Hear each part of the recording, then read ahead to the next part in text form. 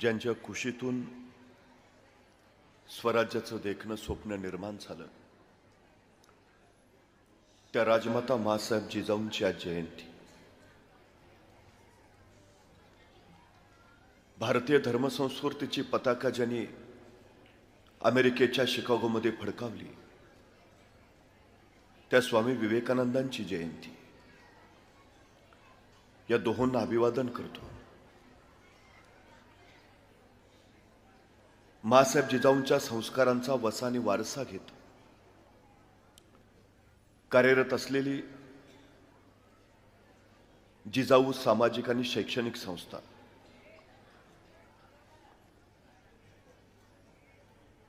या संस्थेचे सर्वेसर्वा निलेशजी सांबरे, त्यांचे सर्व सहकारी आणि उपस्थित आपण विद्यार्थी मित्र हो। हेलन केलर यांची एक कविता आहे, एक जाग झालेलं मन दुसऱ्या मनाला जाग करतं, जागी झालेली दोन मन मग तिसरं मन जागवतात, जागी झालेली तीन मन सगळं गाव जागा करतात, जाग झालेलं गाव मग समाज जागा करतं आणि जागा झालेला समाज मग राष्ट्र घडवतं।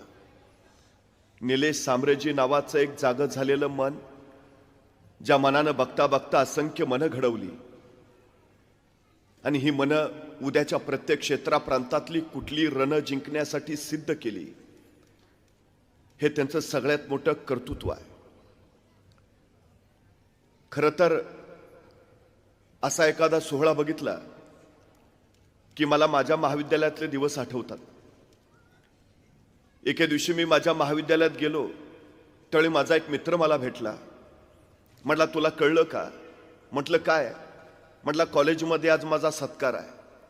मला काही कळेना, माझ्याबरोबर एका बाकावर बसलेला पक्या अचानक सत्काराच्या पात्रतेचा कस काय झाला। मी त्याला विचारलं, तुझा सत्कार काय? तो म्हटला, मी शास्त्रज्ञ झालो म्हणून माझा सत्कार आहे। मला काही कळेना, माझ्याबरोबर SY मध्ये शिकणारा पक्या अचानक शास्त्रज्ञ कसा काय झाला। मी त्याला पुन्हा विचारलं, तू कुठला शोध लावलास म्हणून शास्त्रज्ञ झाला? तसा तो म्हटला, मी शास्त्रज्ञ आहे हा शोध मी लावला।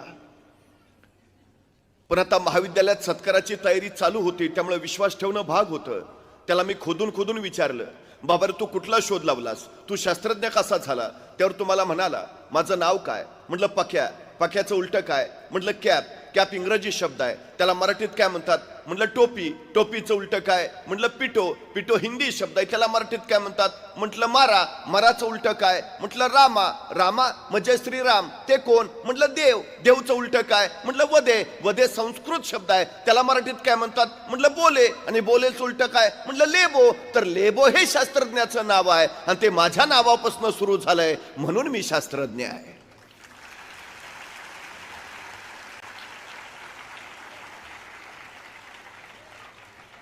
पण मित्रांनो, हाच पक्या आज प्रकाश सावंत या नावानं देशासाठी शास्त्रज्ञ म्हणून काम करतो आहे। ही माझ्या दृष्टीनं आनंदाची आणि अभिमानाची गोष्ट आहे। हेच वय असतं, हाच काळ असतो। याच काळामध्ये प्रेरणा पेरता येतात, याच काळामध्ये उर्मी भरता येतात, याच काळामध्ये मनगट मजबूत करता येतात, मन घडवता येतात। काहीतरी करू पाहण्याची, करून दाखवण्याची, घडवण्याची, घडवू पाहण्याची जिद्द याच काळामध्ये पेरली जाते आणि हेच विलक्षण कार्य जिजाऊ शैक्षणिक आणि सामाजिक संस्था करते। हे अत्यंत महत्वाचं आहे। मानवी व्यक्तिमत्वाचे संशोधक आणि जीवशास्त्रीय अभ्यासक असं सांगतात की नुकतंच जन्माला आलेलं एखादं नवजात बाळ तुम्ही आम्हाला आणून द्या आणि त्याला काय बनवायचंय ते सांगा, आम्ही त्याला ते बनवून देतो। हवं ते बनवता येतं, हवं ते घडवता येतं। तुम्हाला डॉक्टर बनायचं आहे, बनवू शकता। इंजिनियर बनायचं आहे, बनवू शकता। शास्त्रज्ञ बनायचं आहे, बनवू शकता। अभिनेता बनायचं आहे, बनवू शकता। क्रिकेटपटू, नाटककार, जे हवं ते। ओल्या मातीच्या गोळ्याला जर हवा तसा आकार देता येत असेल तर जिवंत हाडामांसाच्या गोळ्याला सुद्धा हवा तसा आकार देता येतो।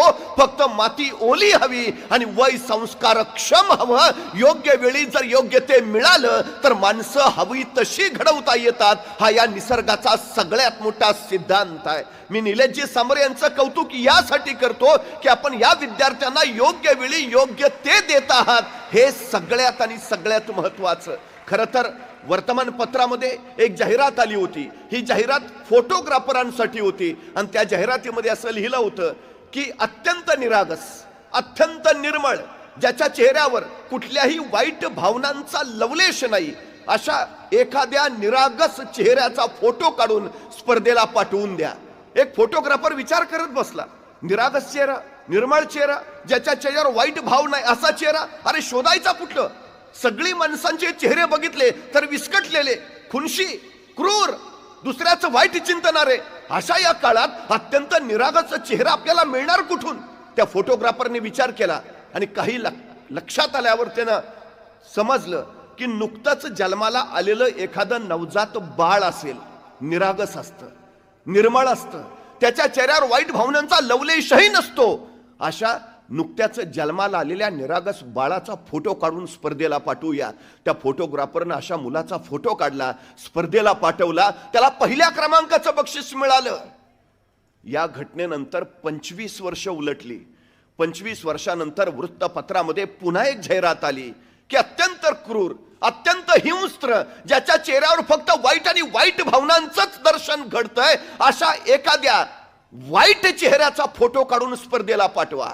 तो परत विचार करायला लागला, हल्ली माणसं चेहऱ्यावर मुखवटे घालून फिरतात, आतून किती का वाईट असेना पण चेहऱ्यावर सगळं चांगलंच दाखवतात. अशा दुनियेमध्ये वाईट चेहरा शोधायचा कुठून, आणायचा कुठून, क्रूर कुठं भेटायचा? बराच वेळ विचार केल्यानंतर त्याच्या लक्षात आलं, एखाद्या तुरुंगात एखादा खुनी कैदी असेल, त्याचा चेहरा क्रूर असेल, वाईट असेल, खुनशी असेल, अशा एका कैद्याचा फोटो काढून स्पर्धेला पाठवूया. तो तुरुंगात गेला, अशा एका खुनशी कैद्याचा फोटो त्यांनी काढला जो अत्यंत क्रूर होता आणि तो फोटो स्पर्धेला पाठवला. त्याच्या या फोटोलाही पहिल्या क्रमांकाचं बक्षीस मिळालं, रोख रुपये 1 लाख. ते बक्षीस मिळाल्यावर त्याला असं वाटलं की हे बक्षीस माझ्या एकट्याचं नाही. या बक्षिसामध्ये ज्या कैद्याचा आपण क्रूर म्हणून फोटो काढला त्याचाही वाटा आहे.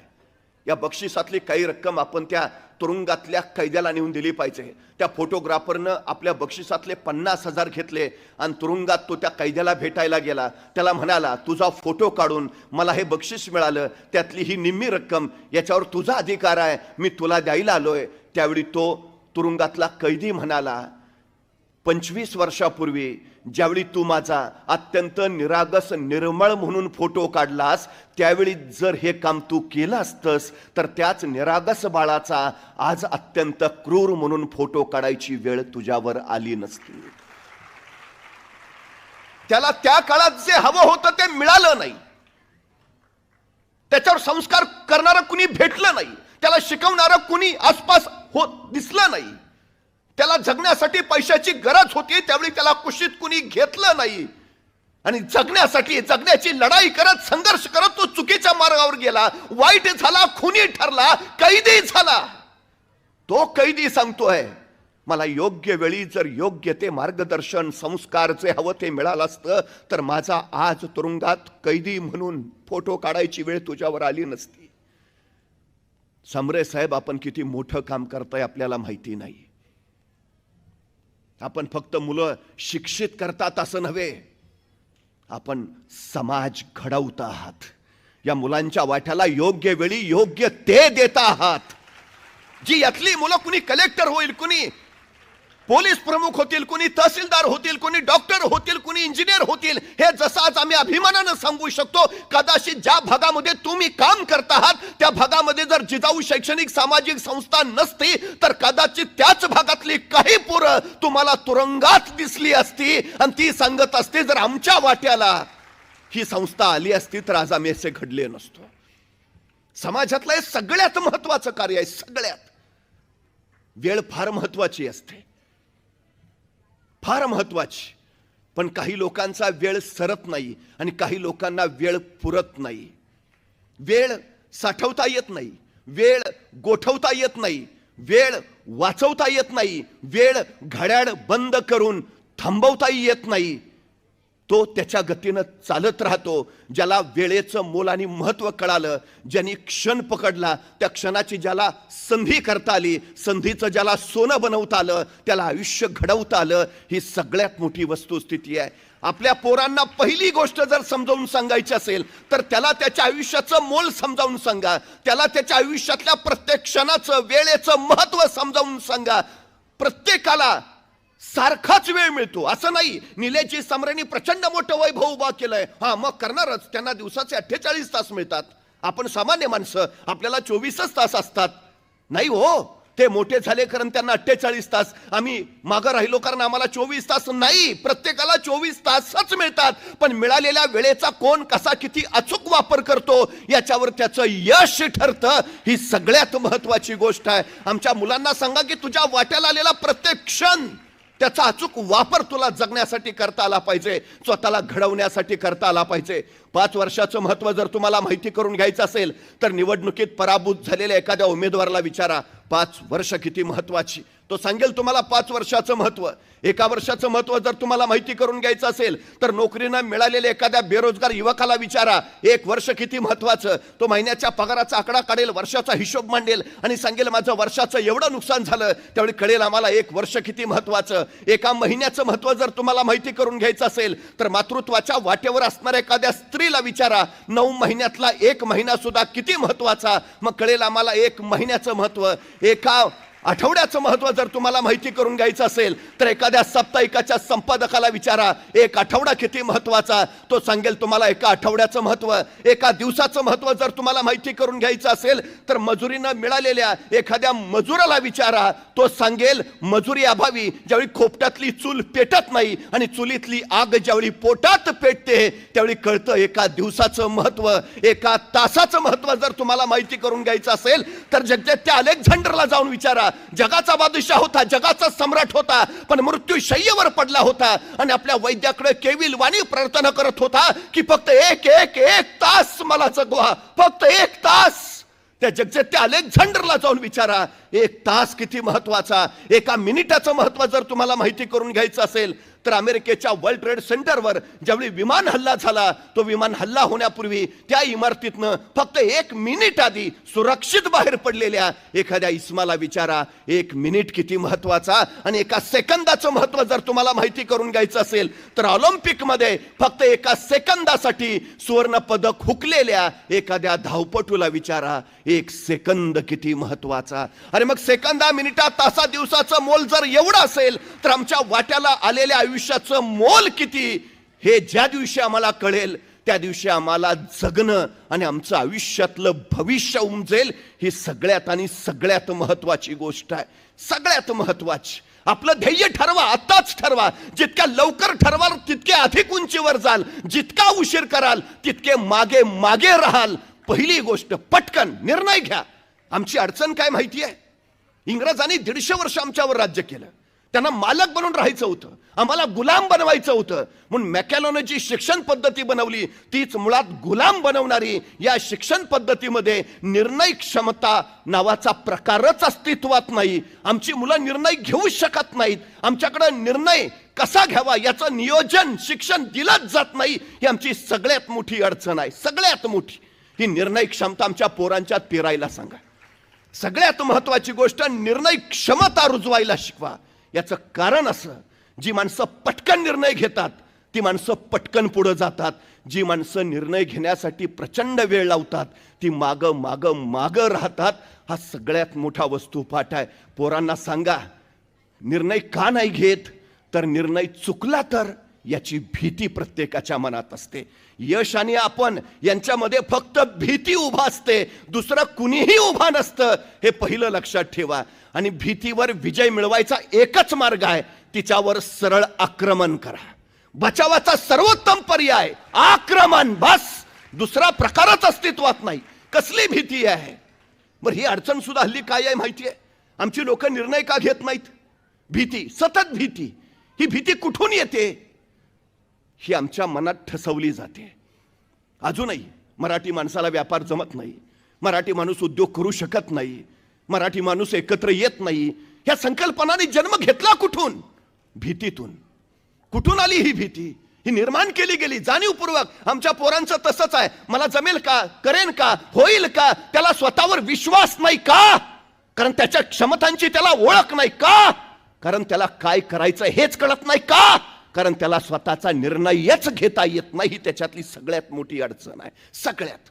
त्याला सांगा तू निर्णय घे, चुकला काय होईल, अनुभव येईल आणि बरोबर आला यश येईल. नुकसान कुठं काय आहे. सगळ्यात महत्वाची गोष्ट, यशस्वी कोण होतं? जे योग्य निर्णय घेतात ते नव्हे, तर घेतलेला निर्णय योग्यच होता हे जे सिद्ध करतात ते.